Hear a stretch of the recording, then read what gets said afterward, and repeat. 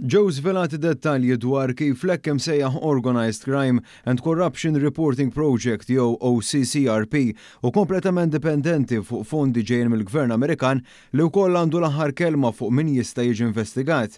Tal-intriċċi fil-proġett li għati l-impressjoni li indipendenti ġiet żvelata fl-aħħar jiem minn sit Franċiż bl-isem ta' Mediapart li kixef kif l-OCCRP irċieva ma' $47 miljun Amerikan mill-Gvern Amerikan mindu twaqqaf.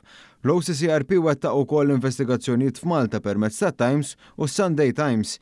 Il-qrubija tal-OCCRP mal-Gvern Amerikan deret ukoll meta l-kofundatur u l-kap tal-proġett Drew Sullivan ġie ffaċċjat b'mistoqsijiet f'intervista fejn nistqar li hu grat ħafna lejn il-Gvern Amerikan. L-istess Sullivan li fl-2021 kien iddikjara li Malta hi stat mafjuż. Issa l-informazzjoni żvelata minn Mediapart qed qajjem dubji serji dwar il-kredibilità tal-proġett u l-indipendenza editorjali minkejja li l-OCCRP jistqar li d-donazzjonijiet ma jaffettwawx l-investigazzjonijiet tiegħu. Madankollu skont is-sit Franċiż, l-OCCRP kien għażel li fost l-oħrajn ma jippubblikax artiklu dwar stati Amerikani magħrufin bħala tax havens għas-segretezza li operaw biha inkluż Delaware u minflok jiffavorixxi investigazzjoni oħrajn bħal dawk fir-Russja, l-Asja ċentrali u pajjiżi fil-Vant tal-Ewropa. Il-kredibilità tal-proġett kompli titnaqqar meta d-Dipartiment tal-Istat Amerikan għamel donazzjoni lill-OCCRP ta' $1 miljun bl-iskuża biex suppost tissaħħaħ il-kapaċità tal-ġurnalisti f'Malta u Ċipru fuq medda ta' sentejn, programm li ġie mġeddet f'Settembru ta' din is-sena b'donazzjoni din id-darba ta' $1.3 miljun Amerikan. Lokalment għal dan il-proġett u affiljat partikolarment ma' Times of Malta u l-ġurnalist Jacob Borg li xi snin ilu kienu saħansitra ħarġu messaġġi tiegħu ma' esponenti tal-establishment nazzjonalista bħal Jason Azzopardi waqt li dan kien għadu deputat parlamentari. Issa din l-istorja għanqlet diversi reazzjonijiet internazzjonali u mhux binqas f'pajjiżna, speċjalment fil-gazzetti fil-ħarġiet tagħhom tal-ħadd.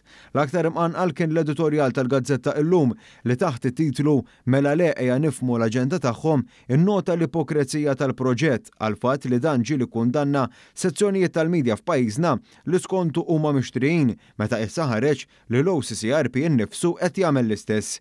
Hawnhekk l-editorjal tal-Gazzetta bil-Malti stqar kif dak żvelat juri biċ-ċar u mingħajr ebda dubju li l-Gvern Amerikan mhux biss jagħti miljuni lill-OCCRP imma wkoll jikkontrolla fuq min u kontra min isiru l-investigazzjonijiet. Dan filwaqt li saħaq kif dan il-finanzjament mhux intiż biex jiġu investigati l-interessi tal-Istati Uniti iżda biex turi l-ikraħ ta' pajjiżi oħrajn u toskurhom b'kull mezz. L-istess editorjal jitkellem ukoll dwar attakk li nfetaħ minn esponenti tal-istess proġett ġurnalistiku biex jimina azzjendi lokali bħal Media Today li tippubblika l-Gazzetta Illum. Fil-ħarġa tagħha tal-ħadd il-Malta Today mill-istess dar tal-pubblikazzjoni ukoll irrappurtat bi prominenza din l-aħbar kif ingħatat ħarsa lejn ir-rabtiet li dan il-proġett għandu ma' pajjiżna u l-fatt li skont sorsi il-Gvern Amerikan saħansitra għandu s-saħħa tal-vito dwar ħatrit importanti fl-organizzazzjoni bħal kap eżekuttiv u l-editur tagħha aspett li jkompli qajjem dubji fuq aġenda moħbija.